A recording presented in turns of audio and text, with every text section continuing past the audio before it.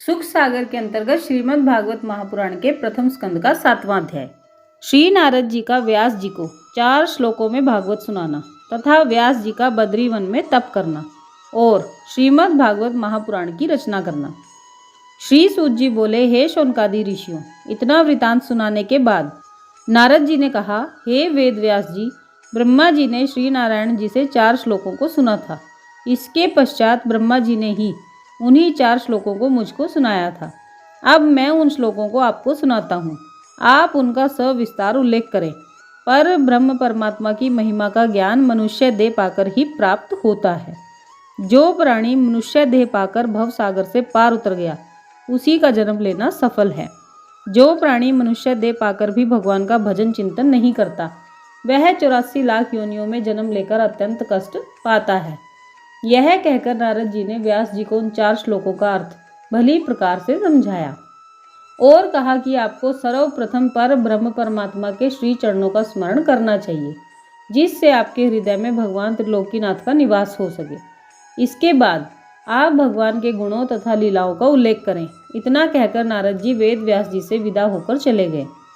सूत जी बोले, हे ऋषियों, देवऋषि नारद परम धन्य हैं, जिन्होंने संसारी जीवों के कल्याण के हेतु व्यास जी को ऐसा सुंदर उपदेश दिया। अस्तु। नारद जी की आज्ञा मानकर श्री व्यास जी बद्री वन में जाकर श्री नारायण जी के ध्यान में लीन हो गए। उनको चिंता थी कि किस प्रकार से उन पर ब्रह्म प्रभु के चरित्रों का उल्लेख करूं, लेकिन नारायण जी का चिंतन करने से उनके हृदय में आदि ज्योति का एक प्रकाश चमका। तब व्यास जी ने भगवान श्री नारायण जी की कृपा से स्तुति करके उन 4 श्लोकों को, जिन्हें देवऋषि नारद से सुना था, विस्तार सहित लिखा। तत्पश्चात ग्रंथ पूर्ण होने पर उसका नाम श्रीमद् भागवत महापुराण रखा और उसे अपने पुत्र शुकदेव जी को पढ़ाया। शुकदेव जी ने उस कथा को राजा परीक्षित को सुनाया, जिसके पढ़ने एवं सुनने से प्राणी माया मोह से छूटकर मोक्ष को प्राप्त करता है। श्री सुखदेव जी राजा परीक्षित से कहने लगे, हे राजन, कुरुक्षेत्र में 18 अक्षौहिणी सेना के एकत्रित होने पर कौरव पांडवों में 18 दिन तक घोर संग्राम हुआ। उस महायुद्ध में अनेकों योद्धा और हाथी घोड़े नष्ट हो गए। भीमसेन ने अपनी गदा से धृतराष्ट्र के समस्त पुत्रों का संहार करने के पश्चात अपनी गदा से दुर्योधन की जांघ तोड़कर उसे भूमि पर गिरा दिया। उस समय द्रोणाचार्य के पुत्र अश्वत्थामा ने दुर्योधन के पास आकर कहा, हे दुर्योधन, हम तुम दोनों बालकपन से साथ साथ खेले हैं। आज शत्रुओं ने तुम्हारी जो यह दशा की है, इसे देखकर मेरे हृदय में बड़ा दुख हो रहा है। अब तुम मुझे शत्रुओं के प्रति आज्ञा दो, मैं वही कार्य करूं। अश्वत्थामा के यह वचन सुनकर दुर्योधन बोला, हे भाई, मुझे अपनी जांघ के टूटने का इतना दुख नहीं है जितना कि पांडवों के विजयी होने एवं राज्य पाने का है। फिर तुम्हारे जैसे योद्धा के होते हुए मेरे शत्रु पांडव राज्य करें, यह बड़े दुख की बात है। दुर्योधन के ऐसे दुख भरे वचन सुनकर अश्वत्थामा बोला, अगर यही बात है तो मैं आज ही रात्रि को सोते समय 5 पांडवों के सिर काटकर तुम्हारे लिए ला दूंगा। यद्यपि सोते हुए शत्रुओं को मारना पाप है, तो भी मैं तुम्हारी प्रसन्नता के लिए ऐसा कार्य करने को तैयार हूँ। दुर्योधन कहने लगा, अगर तुम यह कार्य कर दोगे तो मैं तुम्हारा बड़ा एहसान मानूंगा। यह बात सुनकर अश्वत्थामा उन 5 पांडवों के मस्तक काटकर लाने को चल दिया। इधर भगवान की प्रेरणा से 5 पांडव उस दिन नदी किनारे किसी दूसरे डेरे में सोए हुए थे। उधर अश्वत्थामा एक प्रहर रात्रि शेष रहने पर कृत्या को साथ लेकर पांडवों के शिविर में आया और वहां आकर रुद्र स्तोत्र का पाठ करके पांडव सेना के चारों ओर आग लगा दी और पांडवों के शिविर में घुसकर पांडवों के धोखे में वहां पर सोए हुए द्रौपदी के 5 पुत्रों के सिर काट डाले। प्रातः काल होते ही वह उन कटे हुए सिरों को लेकर राजा दुर्योधन के शिविर में आया और उन मस्तकों को देते हुए बोला, राजन लीजिए, मैं 5 पांडवों के शीश काट लाया हूँ। अश्वत्थामा के यह वचन सुनकर दुर्योधन बहुत प्रसन्न हुआ और उन कटे हुए मस्तकों में एक एक मस्तक को अपने हाथ में लेकर दबाने लगा। जिस समय अश्वत्थामा ने एक कटे हुए मस्तक को भीमसेन का मस्तक बतलाकर दुर्योधन के हाथ में दिया, उस समय उस मस्तक को दबाने पर दुर्योधन को प्रतीत हुआ कि यह मस्तक भीमसेन का नहीं है। तब उसने अश्वत्थामा से कहा, हे द्रोणपुत्र, भीमसेन का मस्तक ऐसा नहीं है जो मेरे दबाने से टूट जाए। अतः मुझे ऐसा मालूम पड़ता है कि तू पांडवों के धोखे में उनके ही रूप के समान द्रौपदी के 5 पुत्रों के शीश काटकर ले आया है।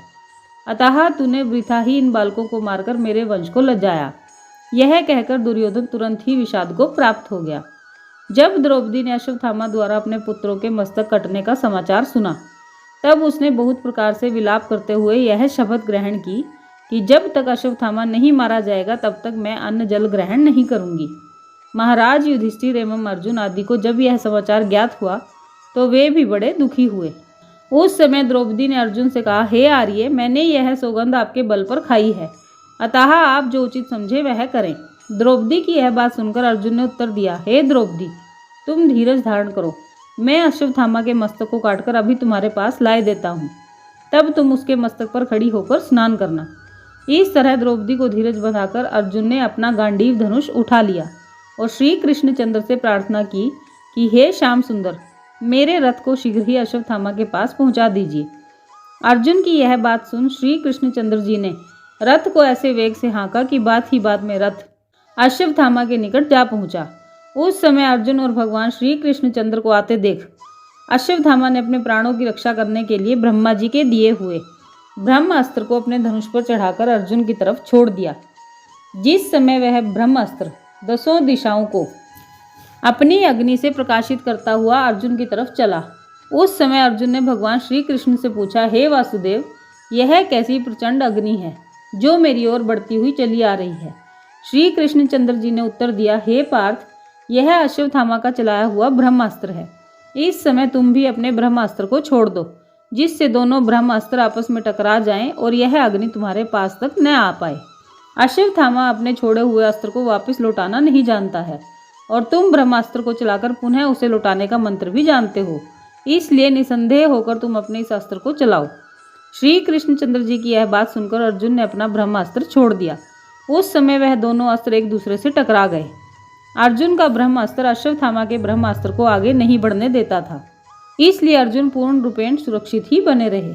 जब कुछ देर तक यह अस्त्र युद्ध होता रहा, तब श्री कृष्णचंद्र जी ने अर्जुन से पुकार कर कहा कि हे पार्थ, अब तुम मंत्र पढ़कर शीघ्र ही इन दोनों को अपने पास बुलाओ, नहीं तो इनकी क्रोध अग्नि से समस्त विश्व भस्म हो जाएगा। सच्चिदानंद श्री कृष्ण जी का यह आदेश पाते ही अर्जुन ने उन दोनों ब्रह्मास्त्रों को मंत्र द्वारा अपने पास बुला लिया और फिर अपना रथ आगे बढ़ाकर अश्वत्थामा को पकड़ लिया। जिस समय अर्जुन ने अश्वत्थामा को पकड़ा, उस समय उनके हृदय में विचार प्रकट हुआ कि यह अश्वत्थामा ब्राह्मण एवं हमारे गुरु का पुत्र है, इसलिए इसको मारना उचित नहीं। इस प्रकार अर्जुन ने अपने हृदय में दया एवं धर्म विचार कर उसका मस्तक नहीं काटा। भगवान ने यह देखकर धर्म परीक्षा लेने के विचार से अर्जुन से कहा, हे पार्थ, इस अश्वत्थामा ने सोते हुए बालकों के मस्तक काटे हैं, इसलिए यह धर्म अच्युत तथा आतताई है। इसके अलावा तुमने उसका मस्तक काटने की प्रतिज्ञा भी की है, इससे शीघ्र ही इसे मार डालो। सूत जी बोले, हे ऋषियों, भगवान श्री कृष्णचंद्र जी के यह वचन सुनकर अर्जुन ने कहा, हे प्रभु, आपका कहना सत्य है, परंतु ब्राह्मण को मारना अधर्म कहा गया है, अतः मैं इसका संहार न करके इसे द्रौपदी के पास लिए जाता हूँ। वहां पर वह जैसा कहेगी वैसा ही किया जाएगा। अर्जुन की यह बात श्री कृष्णचंद्र जी ने स्वीकार कर ली। तब अर्जुन अश्वत्थामा के हाथ पांव बांधकर उसे द्रौपदी के पास ले आए। द्रौपदी ने जब अश्वत्थामा की यह दशा देखी तो वह अति दयाद्र हो गई। उसने श्री कृष्ण भगवान की बहुत भांति से स्तुति करने के पश्चात अर्जुन से कहा, हे स्वामी, आपने मेरी प्रतिज्ञा पूरी कर दी। अब इस ब्राह्मण का वध करने से मेरे मरे हुए पुत्र तो जीवित हो नहीं सकते, इसलिए आप इसे मुक्त कर दें। यह अपने कर्मों का फल ईश्वर से स्वयं प्राप्त करेगा। जिस तरह मैं अपने बेटों के लिए दुखी हो रही हूँ, उसी तरह इसकी मृत्यु होने पर इसकी माता कृपि भी दुख को प्राप्त करेगी। एक बात यह भी है कि इसके पिता से आपने धनुष विद्या प्राप्त की है, इसलिए यह आपका पूजनीय है। इन सब बातों पर विचार करते हुए आप इसको छोड़ दीजिए। द्रौपदी की इन बातों को सुनकर धर्मराज युधिष्ठिर, नकुल और सहदेव ने भी उसी समय प्रसन्न होकर यही कहा कि द्रौपदी ठीक कहती है। अश्वत्थामा का वध करने से ब्रह्म हत्या के सिवाय और कुछ भी हाथ नहीं लगेगा, इसलिए इसे मुक्त कर देना ही उचित है। परंतु भीमसेन को इन लोगों की यह सलाह उचित नहीं लगी। तब वे अपनी गदा को भूमि पर पटकते हुए अर्जुन से कहने लगे, हे भ्राता, तुमने अश्वत्थामा का शीश काटने का प्रण किया था, अतः तुम्हें प्रण झूठा करना उचित नहीं।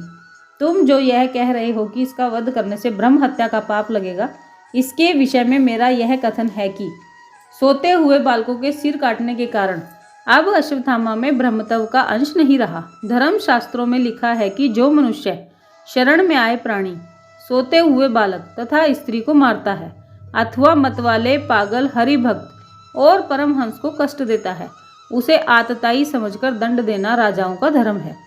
आतताई 6 तरह के कहे गए हैं।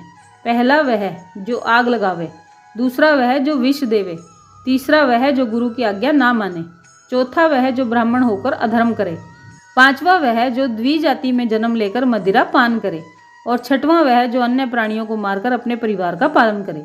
ऐसे आतताइयों को निश्चय ही मारना धर्म है, इसलिए तुम्हें भी अश्वत्थामा को निश्चय ही मारना चाहिए।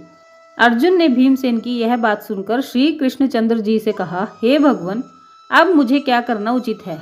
तब भगवान ने उत्तर दिया, हे पार्थ, तुमने जो प्रतिज्ञा की है उसका और भीमसेन के कथन, द्रौपदी के आग्रह, युधिष्ठिर के आदेश तथा वेद शास्त्रों के उल्लेख का ध्यान रखते हुए कोई ऐसा प्रयत्न करो जिससे सबका मन प्रसन्न हो जाए और तुम्हें कोई पाप भी न लगे। श्री कृष्ण की ऐसी बात सुनकर अर्जुन ने अपने मन में सोचा कि मुझे कोई ऐसा उपाय करना चाहिए कि जिससे अश्वत्थामा जीवित रहते हुए मरे हुए से भी अधिक पीड़ित हो जाए। ऐसा विचार कर अर्जुन ने उसका सिर मुंडवा दिया और उसे तलवार की नोक से चीरकर उसके मस्तक में से वह मणि निकाल ली जो सदा उसके मस्तक में रहती थी। ऐसा करने से अश्वत्थामा जीवित रहते हुए भी मरे हुए के तुल्य हो गया। इसके बाद अर्जुन ने उसे अपने नगर की सीमा से बाहर कर दिया।